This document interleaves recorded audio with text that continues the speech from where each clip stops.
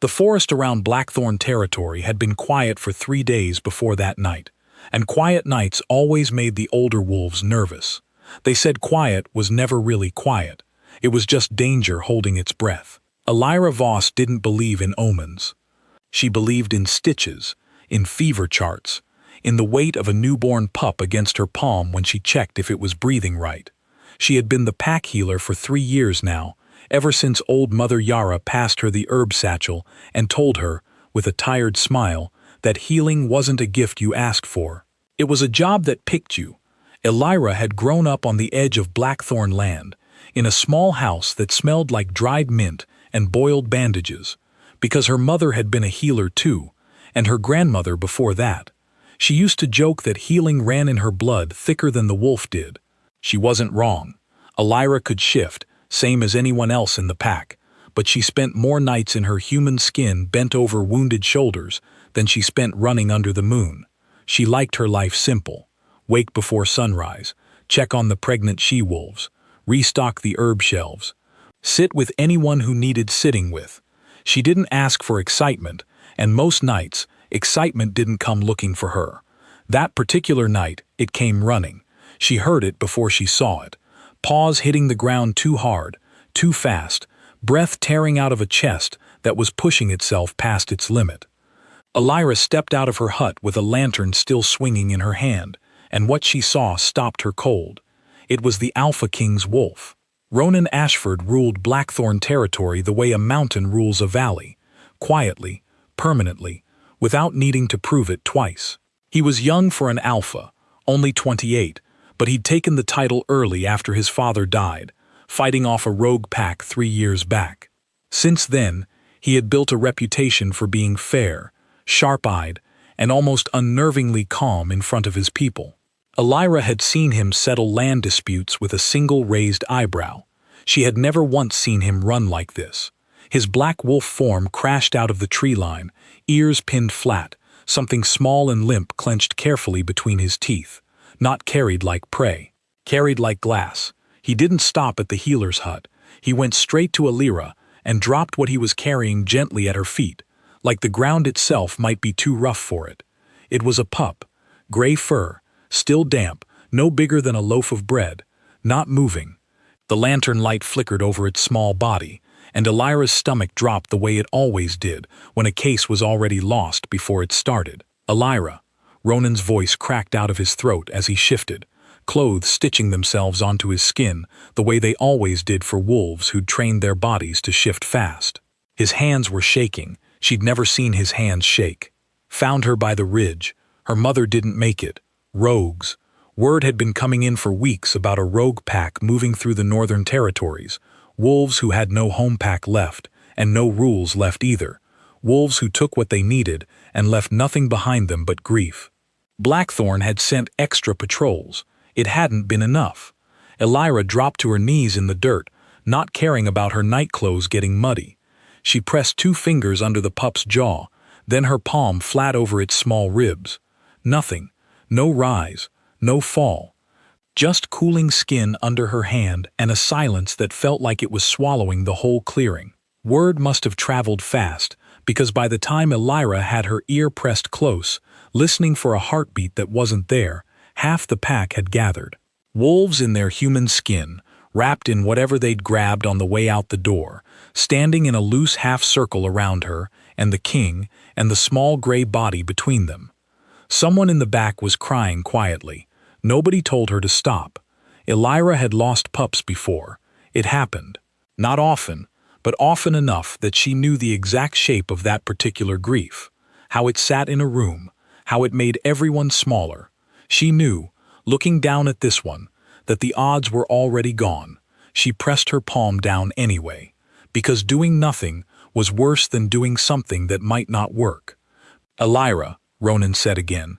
He'd crouched down across from her, so close their knees almost touched, closer than any Alpha King had business being with his healer. It wasn't an order. It didn't sound like a king's voice at all. It sounded like a man who had run out of anything else to say. She didn't look up. She started counting. 1, 2, 3 small presses against a chest barely wider than her hand. Careful, gentle. the way you'd knead dough you were scared to break. 4. The pup didn't move. 5.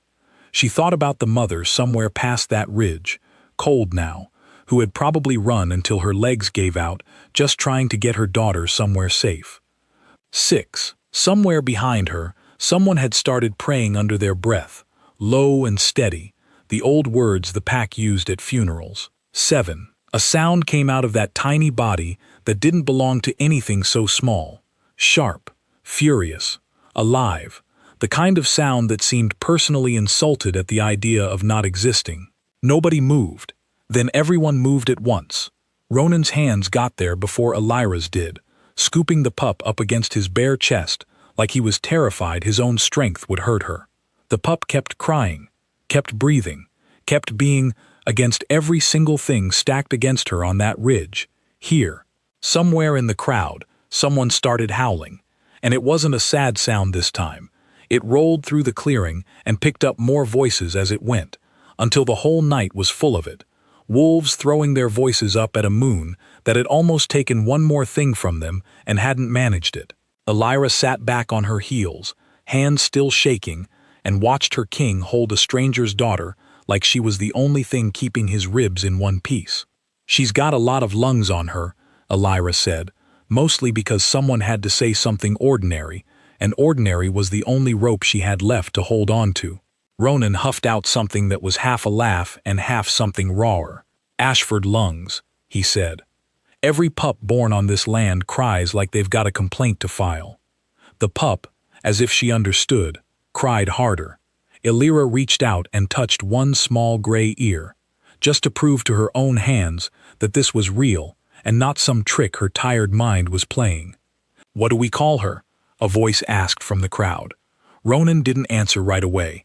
He looked down at the pup, then over at Elira, at her bloodless knuckles, at the healer who had just refused, flat out refused, to let a dead stranger's child stay gone.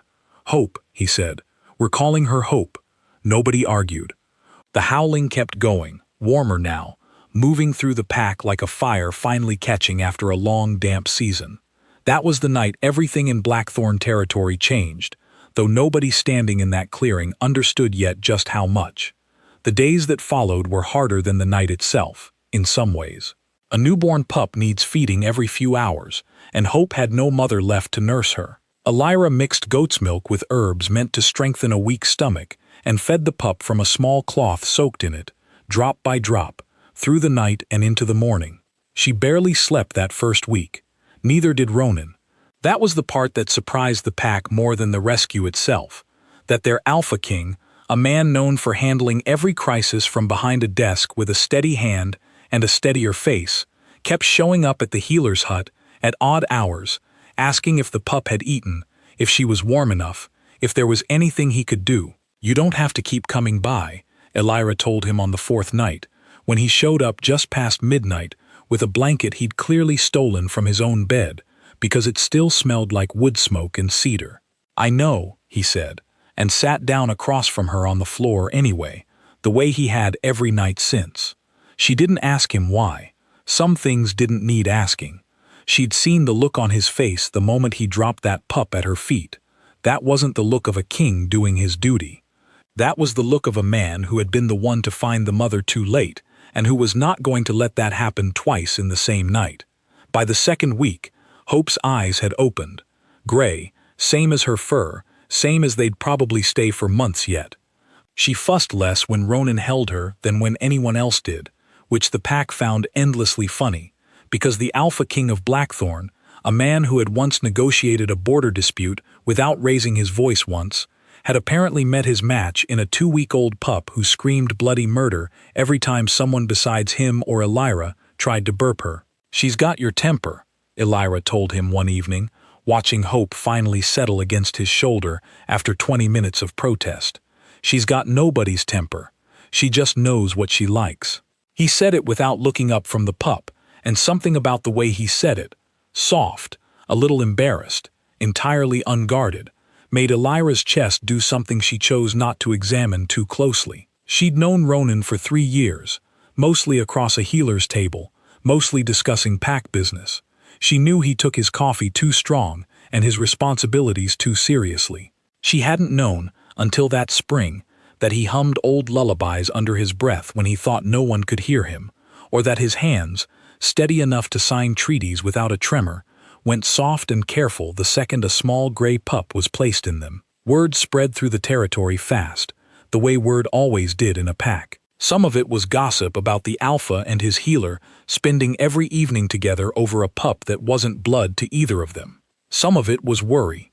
A few of the older wolves muttered that taking in an orphan from an unknown bloodline, with a rogue pack still loose in the north, was asking for trouble down the road. Elira heard the whispers. She didn't let them change anything she did. Ronan heard them too. He addressed it plainly, the way he addressed most things, standing in front of the pack council, 2 weeks after the rescue, with Hope asleep in a sling against his chest. "She's pack now," he said. "No speech, no dressing it up. Whatever bloodline she was born into doesn't matter anymore. She survived a night that should have killed her. That makes her one of ours by right. Same as if she'd been born under this roof." Nobody argued with their alpha. A few nodded slow, the kind of nod that meant real agreement, not just obedience. Old Wren, the pack's oldest surviving elder, actually smiled, which nobody had seen her do since her mate passed. "Good," Wren said. "This pack's needed something to fight for that isn't just survival." She wasn't wrong. Blackthorn had spent the last 3 years mostly defending its borders, mourning its losses, rebuilding after the war that took the old alpha. A pup crying her way back from the edge of death had done something none of the council meetings managed. It had given the whole territory a reason to hope again, in the most literal way possible. The rogue trouble in the north didn't disappear just because a pup had lived. If anything, it got worse before it got better. Patrol reports came in about a group calling themselves the Ashfall Pack. No relation to Ronan's family name, just a cruel coincidence nobody liked. Moving steadily south, picking off smaller unprotected packs as they went, taking territory and resources with no interest in mercy. Ronan doubled the border patrols. He met with neighboring alphas to talk about a joint defense, something Blackthorn hadn't needed to do in years. The nights got tenser. Elira noticed it in the way he held Hope some evenings. A little tighter, a little longer, like he was trying to memorize the feeling of something safe before the world found a way to threaten it again. "You're going to spoil her holding her like that," Elira told him one night, only half joking. "Maybe I want to spoil her." He looked up, and there was something tired behind his eyes that had nothing to do with lack of sleep. "You don't get many nights, like the one where you find something worth saving. I want to hold on to this one a while longer." Elira sat down beside him, close enough that their shoulders touched, and didn't say anything for a moment. The fire in the hut crackled low. Hope slept on, unaware of any of it, one small paw twitching in whatever dream pups had. "You did save her," Elira said finally. "I just kept her heart going a few extra seconds. You're the one who ran 3 miles carrying her like she was made of glass. You're the one who brought her back. We both did." He looked at her then, really looked, in a way that made her very aware of how close they were sitting. "Yeah," he said, quiet. "We both did." Neither of them moved for a long moment. The fire popped. Hope sighed in her sleep. Outside, somewhere far off, a wolf called out on patrol, and the moment passed the way moments do when neither person is quite brave enough to hold on to it a beat longer. But something had shifted between them, same as it had the night Hope's first cry shook the clearing. Neither of them said it out loud yet. Some things needed time before they could be said. Summer moved into the territory slow and warm, and Hope grew the way pups do, fast and then faster, until the small gray bundle that had once fit in one hand was tumbling around the healer's hut on unsteady legs, getting into every basket of herbs Elira owned, chewing on anything that held still long enough. She had Ronan wrapped so completely around her small claws that the pack council had taken to hiding their smiles behind their hands whenever the Alpha King showed up to a meeting with dried mud on his boots from chasing a pup through the training yard. Elira found herself at the estate more often than the healer's hut required, and if anyone in the pack noticed that the Alpha King and his healer had started sharing meals, walking patrol lines together in the evening, laughing over things that weren't particularly funny, except that they were laughing with each other, Nobody said anything out loud. Packs know how to let a good thing grow quiet before it's ready to be spoken. It was old Wren who finally said something, the way elders always do, blunt as a hammer and twice as accurate. You two going to admit it, or should I put it to a council vote? She asked one afternoon, watching Ronan chase Hope around the yard while Elira sat on the porch step, laughing so hard she had to wipe her eyes. Admit what? Ronan asked, scooping Hope up before she could tumble face first into a rose bush. That you've been courting each other for 2 months and calling it pack business. Wren snorted. I raised 4 pups of my own, boy. I know what this looks like. Ronan didn't answer right away. He looked over at Elira, who had gone very still on the porch step, and something passed between them that had nothing to do with words. That night, after Hope had finally worn herself out and fallen asleep in her small basket by the fire, Ronan found Elira out by the well, filling a bucket she didn't really need. Wren's not wrong, he said, without preamble, because that was how he did most hard things. Straight on, no dressing it up. Elira set the bucket down. No, she admitted, she's not. I wasn't looking for this. He said it carefully, like each word had been chosen and rechosen a dozen times before he let it out. I had a kingdom to run, and a pack still healing from a war. I didn't have room in my life for anything else. And now I can't remember what my evenings looked like before you and Hope were in them. He stepped closer, close enough that the moonlight caught the tired hope in his eyes. The same look he'd had the night he dropped a lifeless pup at her feet and prayed for something he didn't believe he deserved. I don't want to go back to before, Elira. She didn't say anything for a moment. The well water rippled in the bucket between them, catching stars. I don't either, she said finally, and that was enough. That was all either of them needed to say. The rogue trouble in the north came to a head that autumn, the way these things always eventually do. The Ashfall pack, grown bold on months of easy territory grabs, made the mistake of testing Blackthorn's borders directly, probably assuming a pack still recovering from its own losses would be easy prey. They assumed wrong. Ronan had spent months preparing exactly for this, building alliances with neighboring packs, training his own wolves harder than they'd trained in years. The battle that followed wasn't quick, and it wasn't easy, but it was decisive. Blackthorn held its ground, and the Ashfall pack that had caused so much grief across the northern territories was broken apart for good, its remaining members scattered or brought under new pack law, never again the threat they had been. Elira spent that night the way she spent most nights of crisis, hands full, tending wounds, keeping her own fear tucked somewhere she could deal with it later. When Ronan finally came back to her at dawn, bruised but standing, the relief that went through her was so total it nearly buckled her knees. He didn't say anything. He just pulled her in, tired and bloodied and alive, and held on like the world had almost taken something from him again, and hadn't managed it, same as it hadn't managed it the night Hope cried her way back into living. Hope, 2 years old that autumn, and entirely unbothered by any of the grown-up drama happening around her, greeted her father's return by immediately demanding to be picked up and shown the shiny sword thing from his belt, which made half the exhausted, battle-worn pack laugh for the first time in days. Life in Blackthorn settled after that, the way it does after a long storm finally clears. Ronan and Elira were mated the following spring, in a ceremony the whole pack turned out for, old Wren crying happy tears in the front row and swearing up and down she'd known it all along. Hope, old enough now to understand at least some of what was happening, insisted on being carried down the aisle herself, declaring loudly that she was the most important guest, which nobody in the pack had the heart to argue with. Years later, when Hope was old enough to ask about the night she was found, Elira told her the story the way it had actually happened.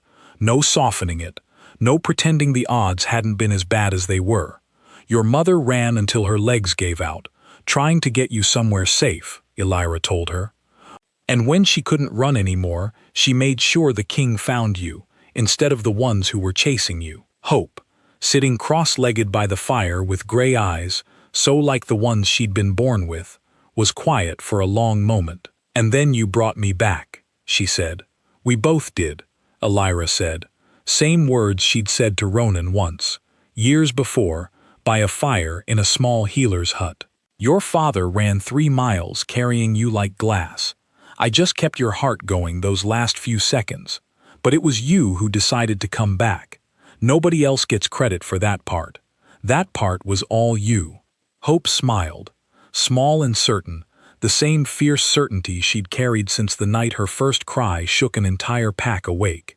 Outside, the moon hung over Blackthorn territory the same as it always had, watching over the pack the way it had for 1,000 nights before that one, and would for 1,000 more after, not caring, not choosing, just shining down steady on all of them, on a king and his healer and the daughter neither of them had been looking for, but both of them would have run through fire to keep. And somewhere in that quiet certainty, that was enough. That had always been enough.